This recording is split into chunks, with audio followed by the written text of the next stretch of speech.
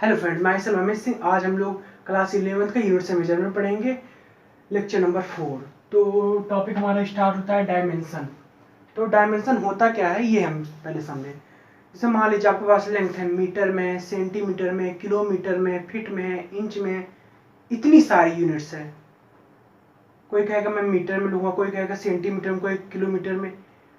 किसी को नहीं पता होगा किलोमीटर क्या है, मीटर क्या है।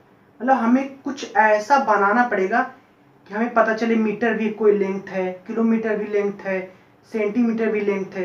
तो हमने किसका यूज किया? डायमेंशन का। डायमेंशन से हमें ये भी पता चलता है, देखिए डायमेंशन में क्या पता है, the nature of a physical quantity is describe by it's dimension. Dimension से हम किसी भी फिजिकल क्वांटिटी के नेचर के बारे में पता कर सकते हैं, डिस्क्राइब कर सकते हैं। और देखिए सिर्फ डिस्क्राइब कर, ये नहीं कि जो लेंथ है तो ये नहीं कि वही उसका डायमेंशन होगा, लेंथ नहीं, हम नेचर के बारे में पता कर सकते हैं। ना कि एल लिख दिए तो कह दिए एल इसका डायमेंशन, ये नहीं। देखिए डायमेंशन क्या होता है, पहले तो हम ये जान लें। Dimension the nature of a physical quantity is describe by it's dimension. उसके नेचर को पता कर लेंगे कि ये लेंथ है, हाँ लेंथ है। अब डायमेंशन होता क्या है? Dimensions are the powers to which the fundamental units are raised in order to express the derived unit of a quantity। derived unit की क्वांटिटी को एक्सप्रेस करने के लिए फंडामेंटल यूनिट में जो हम पावर देते हैं उसी को हम डायमेंशन कहते हैं। derived यूनिट की क्वांटिटी को एक्सप्रेस करने के लिए फंडा यूनिट में जो पावर हम देते हैं उसी को हम लोग डायमेंशन कहते हैं। अब देखिए जैसे हमारे पास लेंथ है, हमने इसको एल लिया, मास है एम लिया, टाइम है टी है, ये नहीं इसके डायमेंशन है। अभी हम लगाएंगे कुछ क्वेश्चन, उसमें जो हम पावर लगाएंगे वो उसके डायमेंशन कहलाएंगे। देखिए लेंथ तो हम नेचर तो पता कर रहे हैं, ये नहीं कि लेंथ एल है तो नेचर ही इसका डायमेंशन नहीं। हम नेचर पता कर लें, हाँ लेंथ है इसका नेचर, लेकिन डायमेंशन नहीं। डायमेंशन क्या होगा? इसके पावर, लेंथ एल, मास एम, टाइम टी, ये हमने इसके पहले पहले अल्फाबेट से ले लिया। अब देखिए टेम्परेचर, हमने इसके यूनिट का यूज किया kelvin, electric current unit ampere, luminous intensity candela, amount of substance mole. ये पहले जब हमको मिला था तो हमने लेंथ के लिए एल ले लिया, मास के लिए एम और टाइम के लिए टी ले लिया। लेकिन हमें इसके लिए एल एम टी याद करना पड़ रहा था और हमें यूनिट भी अलग से याद करना पड़ा। तो हमने आसान करने के लिए क्या किया, टेम्परेचर, ये जब चारों बनाया तो हमने टेम्परेचर का यूनिट ही ले लिया कि हमें यूनिट, हमें साइंस क्या चाहती है, आसान चीजों को आसानी से याद करना। मतलब देखिए टेम्परेचर को केल्विन, इलेक्ट्रिक करंट की यूनिट एम्पियर, ल्यूमिनस इंटेंसिटी का candela, capital C, amount of substance का मोल। और हमें यही तीनों ज्यादा यूज होते हैं, मोस्ट यूज, इन तीनों का यूज बहुत ज्यादा होगा। डायमेंशन निकालना सीखेंगे। जैसे ये हमारे पास वॉल्यूम है, वॉल्यूम का डायमेंशन, जैसे वॉल्यूम की यूनिट होती है metre cube. Metre cube volume का फॉर्मूला होता है लेंथ गुणे ब्रेथ गुणे हाइट। अब लेंथ एल होता है, ब्रेथ भी तो कोई लेंथ होता है, उसका भी एल होता है, हाइट वो भी तो कोई लेंथ होती है तो उसका भी एल होता है। हम यूनिट से निकाल सकते हैं मीटर क्यूब। मीटर मतलब कोई लेंथ है, मीटर क्यूब मतलब लेंथ का क्यूब। अब देखिए ये क्या है, डिराइव्ड क्वांटिटी। डिराइव्ड क्वांटिटी को एक्सप्रेस करने के लिए हम लोग फंडामेंटल क्वांटिटी, ये क्या है, एल क्या है, फंडामेंटल क्वांटिटी पे जो पावर लगाते हैं वो क्या होता है, डायमेंशन। तो ये 3 पावर है तो 3 इज डायमेंशन।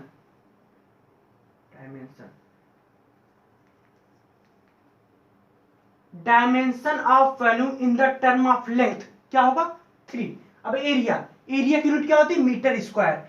मीटर क्या होता है, लेंथ होता है तो लेंथ का स्क्वायर, एल की पावर 2, तो 2 क्या, ये क्या हुआ, डायमेंशन हो गया इसका। डेंसिटी की यूनिट क्या होती है, किलोग्राम पर मीटर क्यूब। किलोग्राम क्या होता है, मास होता है, मास हमने लिखा। मीटर एल क्यूब, जैसे मास आपने लिखा, मास हो गया, एल क्यूब मीटर, मतलब मीटर भी लेंथ होता है, क्यूब लगाए 3 लगा दीजिए, एम। अब ये एल जब ऊपर की तरफ जाएगा तो ये पावर माइनस हो जाएगा, तो एम एल -3 इसकी डायमेंशन, इसकी एम एल -3 क्या होगी, डायमेंशन, मतलब हम निकाल दिए। और डेंसिटी में एल का जो डायमेंशन है वो है -3 और डेंसिटी में जो m का डायमेंशन वो 1। अब आपसे क्वेश्चन पूछा जाए डेंसिटी में t का डायमेंशन क्या है तो आप कहोगे 0। हम लोग ज्यादातर mlt का यूज करेंगे। अब देखिए वेलोसिटी का फॉर्मूला क्या होता है, डिस्प्लेसमेंट अपॉन टाइम। डिस्प्लेसमेंट क्या होता है, शॉर्टेड डिस्टेंस, डिस्टेंस क्या होता है, लेंथ होता है, तो लेंथ अपॉन टाइम, अपॉन में टी, टी ऊपर क्या पावर ऑन। तो वेलोसिटी में टाइम का डायमेंशन क्या होगा, -1। अब acceleration, change in velocity upon time, change in velocity, velocity को चेंज करेंगे तब यहाँ वेलोसिटी आएगा, तो वेलोसिटी का हमने निकाल दे lt-1, टाइम का t, t ऊपर गया lt-2, lt-1 और t यहाँ गया lt-1 और ये भी -1 हो जाएगा, lt-1 lt-2। अब देखिए g, मान ली स्मॉल g का निकालना है तो स्मॉल g भी होता है एक्सीलरेशन ड्यू टू ग्रेविटी, तो एक्सीलरेशन ये भी तो इसका भी lt-2। अब आपको फोर्स निकालना है, फोर्स क्या होता है, मास इंटू एक्सीलरेशन। मास मतलब कैपिटल M, हमने अभी आपको बताया था L लेंथ का L, मास का M, ऐसे करके M, और एक्सीलरेशन हमने निकाला lt-2। ये हो गया, ये दोनों मिल गया mlt-2। फोर्स में मास का डायमेंशन क्या होता है, डायमेंशन क्या होगा, वो क्या होता है पावर, m की पावर 1 l की पावर 1, तो यही इसके डायमेंशंस हो गए। ओके, हमारा एक क्वेश्चन आता है क्या सारे फिजिकल क्वांटिटी के पास डायमेंशन होता है, हम कहेंगे नहीं, सप्लीमेंट्री क्वांटिटी जो होती है उसके पास डायमेंशंस नहीं होते। दूसरा टॉपिक है प्रिंसिपल ऑफ होमोजेनिटी। तो प्रिंसिपल ऑफ होमोजेनिटी क्या होता है, ये देखिए, the dimension of each term of an equation must be same. या हम कह सकते हैं we can add and subtract similar physical quantity. अब समझिए होता क्या है, इसमें ये कहा जा रहा है कि हम उन्हीं फिजिकल क्वांटिटी को जोड़ या घटा सकते हैं जिनकी डायमेंशन सेम हो, या वैसी वही फिजिकल क्वांटिटी ऐड या सब्ट्रैक्ट होती है जिनकी फिजिकल क्वांटिटी क्या होती है, सेम होती है। जैसे आपके पास टाइम है 2 सेकेंड और किसी के पास कोई और टाइम है 2 सेकेंड, दोनों ऐड कीजिए 2 2 4 सेकेंड। क्या 2 सेकेंड मेरे पास है 4 मीटर में ऐड हो जाएगा, किसी के पास लेंथ है 2 सेकेंड प्लस 4 मीटर नहीं होगा। मतलब जिसकी फिजिकल क्वांटिटी सिमिलर हो वही दोनों ऐड या सब्ट्रैक्ट हो सकती हैं। अब देखिए कैसे, मान लीजिए हमारे पास लेंथ कोई 2 मीटर, दूसरी कोई लेंथ है 5 मीटर, हम ऐड कर लिए 7 मीटर। हमारे पास कोई दूसरा लेंथ है 5 मीटर और हमारे पास कोई टाइम बता रहे हैं, ऐड कर रहे हैं हम 2 सेकेंड, क्या ये दोनों ऐड होंगे, आप कहोगे नहीं।